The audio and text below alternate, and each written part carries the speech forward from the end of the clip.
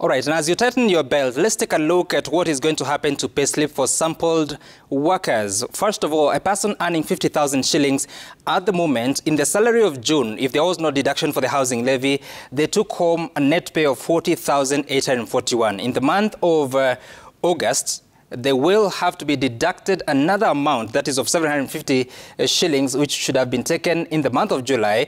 And so therefore the deductions will be 10,659, meaning they will take home 39,341 shillings because of that, obviously, extra deduction that should have been taken in July. Let's take a look at a sample payslip of a person earning up to 200,000 shillings. So what is going to happen is that the housing levy for the month of August will be charged, which is 1.5%, will be 3,000 shillings. The housing levy for the month of July, which was not deducted, will still be 3,000 shillings. So that's an extra deduction. So in the end, based on the calculation, including the pay-as-you-earn tax, the NHIF deductions, and the NSSF deduction, then they will be deducted some 60,584 shillings, meaning they'll take home 139,416. You can see the impact of that, or what you'd say, some are calling double taxation, but of course it's the recovery of that tax that should have been taken in the month of July.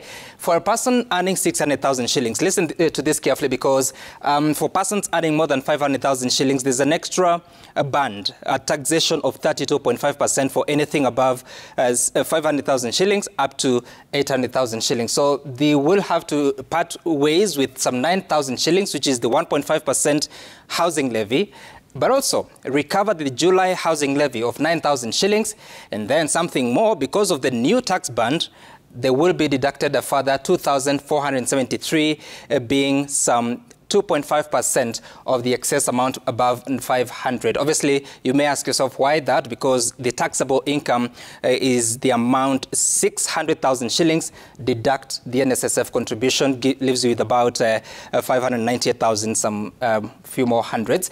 So the total deduction for that month, we look at the other page, will be that at 197,557, meaning they'll take home 402,445 shillings.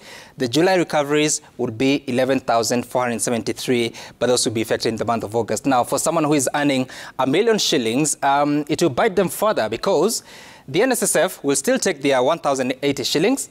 The housing levy, 1.5% of 1 million shillings, is 15,000 for the month of August. For the month of July, they're recovering the 15,000, which is again 1.5%.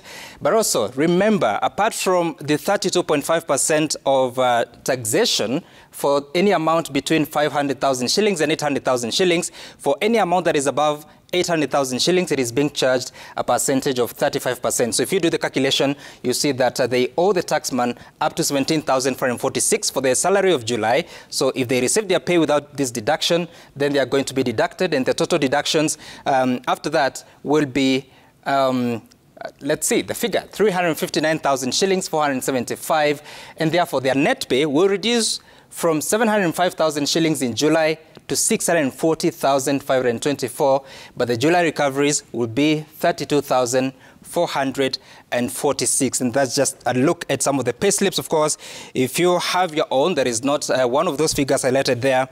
You calculate 1.5% of the housing levy, but also you'll calculate if it's more than 500, there are those new bands that are contained in the Finance Act 2023. To another story, which is concerning the preliminary